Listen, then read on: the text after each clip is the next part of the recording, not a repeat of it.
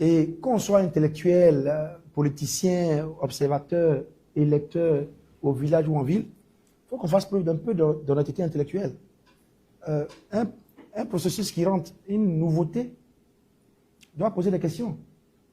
Comment se fait-il que le pouvoir RHGP a été élu en 2015 et avant ça en 2010, ensuite en 2020, bon, disons 2010-2015, le parrainage n'existait pas. Et puis maintenant que le pouvoir est installé, il décide maintenant de mettre un parrainage. C'est simplement pas normal. Que vous accédez au pouvoir et vous estimez que vous avez tellement accédé facilement au pouvoir qu'il faut gêner les autres qui doivent venir, ou il faut mettre des conditions pour qu'on n'accède pas.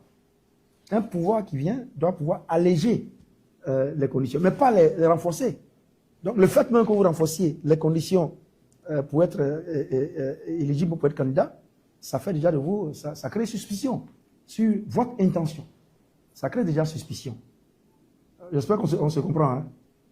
Vous ne mettez pas un dispositif qui complique l'éligibilité ou bien la validation de la candidature.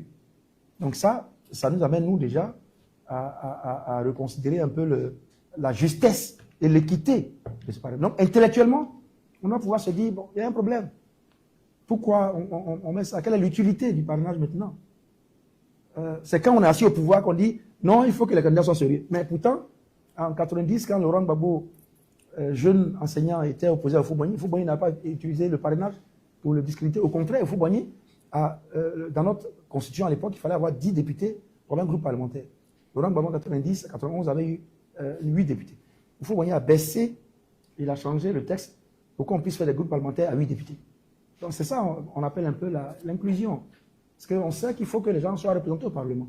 Donc il a dû changer la Constitution, les lois, pour que Laurent Gbagbo ait un groupe parlementaire. C'est ça l'inclusion. Mais on commence un processus et on le corse, alors qu'il n'existait pas avant. Quel est le bien fondé de corser un processus?